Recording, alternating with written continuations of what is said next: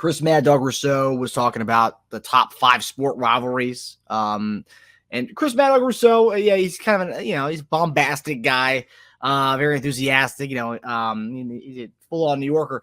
But he was talking about his top 5 rivalries because they were saying how Michigan and Ohio State was a top 5 rivalry. He did not have it on his list.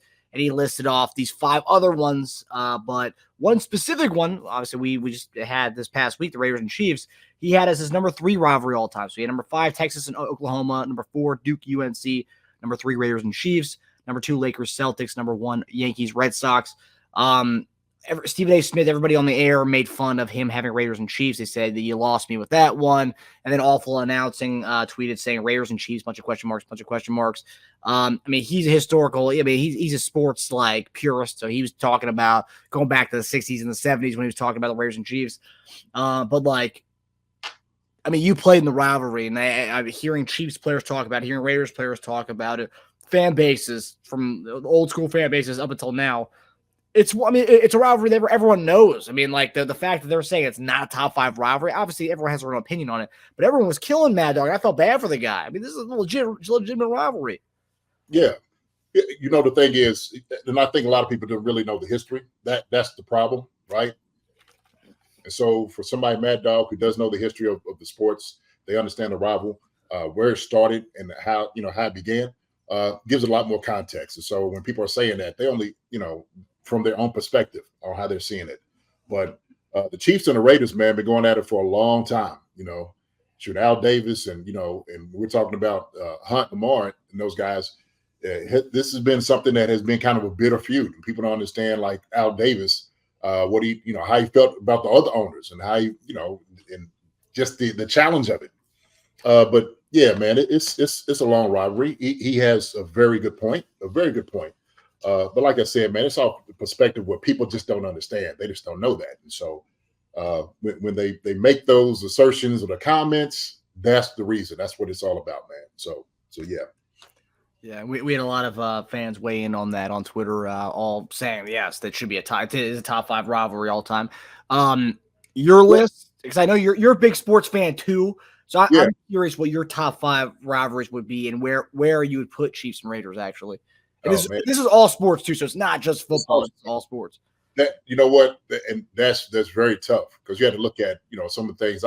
Yankees and the Red Sox, or talking about Boston. You got to think about the Lakers and back in the day, Boston as well. And so we start over time. There's just so many sports teams, but definitely, Chiefs and Raiders have to be up there. For at least for me, just because I understand the context of it, right? So those are just, like I said, it's all perspective. It really is. It's all based off what people think is important, what is not important. Let me see, what's another one? Ohio State and Michigan, right? You'll say those things. So there's a lot. There's a lot that's there. Hey, man, like I said, it depends on what region of the country you're in. What are you a fan of? What will it be? Like, I wouldn't know what's the biggest rival in hockey, even though I used to, I don't know. So I'm not real versed on those things. I have no idea. You're like, oh my gosh, you don't know who would be the biggest rival in that, right? I know some of the good hockey players, but as far as the biggest rival, doesn't quite know. Okay. Like regionally, like for Kentucky, for example, would Tennessee be the number 1 rival? Would that be Tennessee be the number 1? Yeah, Tennessee for sure. And we're talking, that's pretty much everything: basketball, football, Louisville.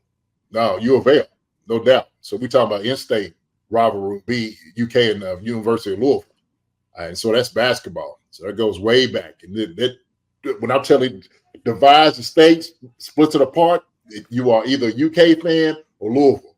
Same thing, college basketball would be Duke and UNC, right? Yep. So you just have those. And people will even talk about Missouri and Kansas, okay? So there's, this is just a lot of rivalries out there. It's just a lot of them. So Kansas State, Michigan. There are a lot out there. And yes, it is regional. It's regional. It's regional more than anything else. So I think But that's the thing that kind of goes with the Chiefs one as well. It's not regional because you got Midwest and you also have West Coast, and so it's like you're going to two different regions of the United States there. That's why, I mean, if you just look, obviously, if you know the history of it, and obviously if you should know the two teams well enough, and obviously we're a Chiefs show. I mean, and you played in it, so you know it better than I do.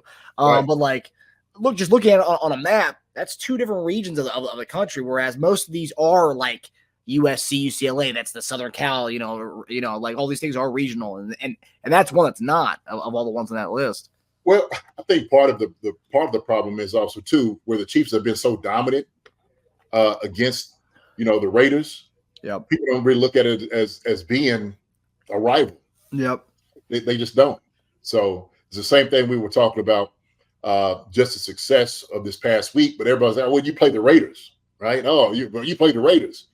It's like, well, look, the Raiders always going to be a tough deal for us. Yeah. Always. Who was it? There was a DB said we felt like we were a better team, and we kind of let them off the hook. I forgot who it was. He was on Twitter, spouting that too. And I'm just like, look, I get that y'all have a little bit of juice because Antonio Pierce took over as a coach, and y'all do have some players. Y'all do have some ballers. I'm not going to say because the Raiders do have some team. Might be a different story as far as like a better competition if it was Garoppolo out there as opposed to O'Connell. Yeah. So they can say those things, but we understand, like, especially in the division, it's going to be a very, very tough rival. Very, very tough rival. So yeah. I thought that was an interesting one when I saw that, because like usually people, that's the thing too.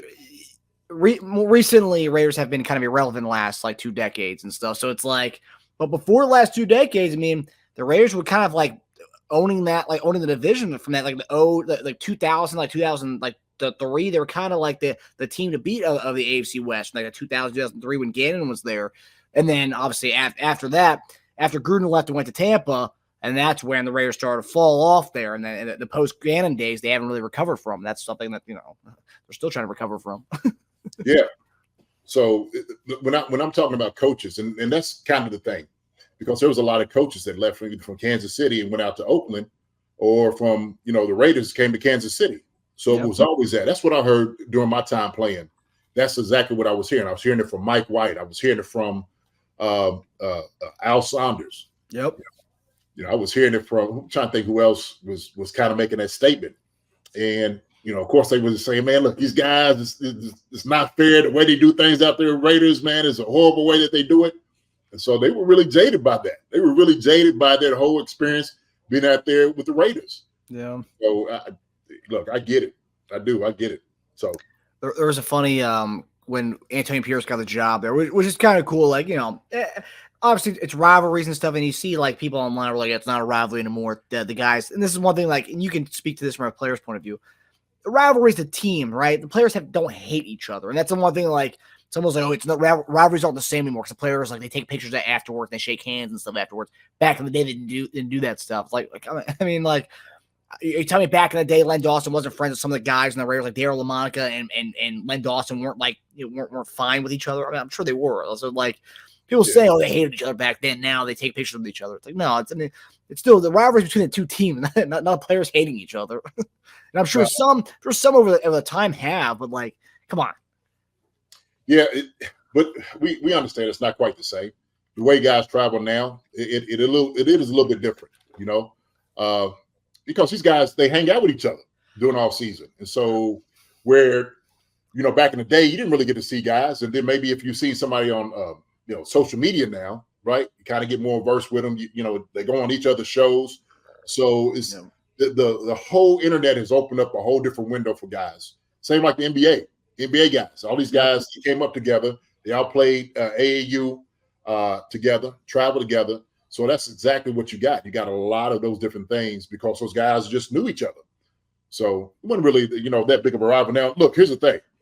If you're a guy that loves to compete, you're going to challenge a guy. It don't matter if he's your friend or not. So it's almost the same like what Kobe said, like, look, I don't care. Like, if that's my friend, I'm going to knock him on his tail. That's exactly what I'm going to do. So. And there's certain guys like in the NBA still, I don't know about NFL so much, but the NBA, like Russell Westbrook, for example. Russell Westbrook, if on this court that night, he doesn't talk to the other team. They will talk to no players. After the game's over, he's fine. He'll talk to you. But during the game, doesn't talk to anybody from the other team. Because during that 48-minute period, that's not my friend. For that 48 minutes, that's not my friend. After the game, yeah, sure. Before the game, yeah, but 48 minutes, I'm locked in. And if other players start talking to other guys on their team, he'll say, like, cut it out. Like, no, like, stop. Yeah. It's a gamer, man. I love that. Yeah, that's how it works, though. But here's the thing, though. But you like that type of competition, right? When you're on the field, you're not friends. It's just you're not. Okay, you're trying to win the game. Your friends trying to win the game. Right there at that moment, you're enemies. Okay. As soon as the ball tipped off, as soon as the ball snapped and hype, hey man, we got to go at each other. That's the bottom line. That's the rule. That is the rule of the game. That's how it works, man. So, yeah. But I love it. I love it. You know. Yeah. That's why that period before the game starts, you guys like stretching and stuff, like dabbing each other up. Like that's probably the last, like, you know, I'll talk to you after the game. Like during the game, like, you know, I'm gonna be locked in. Well, you talking smack all the way through. It's just the same thing like Tyreek was doing, you know, with the Chiefs all season, all during before the week of. Then he get out there for the warm up. You know, it's all handshakes. Hey, how you doing? You know, he goes to Big Red. You know, punches him in the stomach a little bit. They hug each other. Hey, man, have a good game. Be safe. And so, if it is your friend, if it's people that you do know, you don't want anything to happen to them. You don't want to get hurt, but you do want to go against them. Okay, you want to better, you know, that man. That's what you want to be able to do. So, it's fierce competition out there. It's fierce competition, and rightly so. It should be. It should be. Yeah. Yeah. No, yeah, it's just an interesting conversation. The whole rivalry thing. It's just, I mean, it's cool because we are part of some of the greatest rivalries, and like that's the thing. Like that's the thing too. Chiefs Raiders, but you also played with the Eagles, and you also could say the Cowboys are a huge rival. The Redskins at the time, but Commanders, Giants. So like you've been a part. You've been lucky because I would say AFC West and NFC East probably the best. Yes, like the more modern day times, you have the Ravens, Steelers, and the whole AFC North stuff. But I would say the best two divisions of rivals is definitely NFC East and AFC West. And you were lucky you got to play in two of some of the most old school like rivalries in the NFL. It did, yeah. That Philly was tough with Dallas, you know, and so that was real big. It was real big. I remember the time when Michael Irvin had gotten hurt up there in Philadelphia, and they was cheering because he got hurt. It was rough in Philly, man. I'm trying to tell you, it was rough in Philly. And so, you know, I was telling you, like, that experience in itself, and I was telling you, like, it kind of reminded me of some of the things that we see now and in some of the fans in Kansas City, which just kind of throws them off a little bit. Because, you know, some rough customers up here in Philly, man. They do not, you know, if you're not doing well, the team, they'll let you know. I guarantee Jalen Hurts and them are still getting some hate. Still getting it because they're not doing enough, right? They're not scoring enough points. Or why we got to wait till getting it down to the wire to win games. Or come back at the end. We should be dominating. And so that's some of the bitterness that you're going to get. But, hey, man, I like you said, I've been part of some really heavy rivalries in the NFL. But it was, you know what? I tell you what, I was better for it. I always liked going out there to Oakland. I always liked being out there, you know, on the field. Because at the end of the day, when it was all over, all the fans that was ragging on you, spitting at you, you know, calling y'all different names, at the end of the day, when I was saying goodbye to them, they, you know, they waved and like, all right, we'll see you next time. We'll get you next time. And so, you know, you had some of that friendly parts of the fan, you know, and that's a good part of what sports really brings to people, you know, is people keeping people together.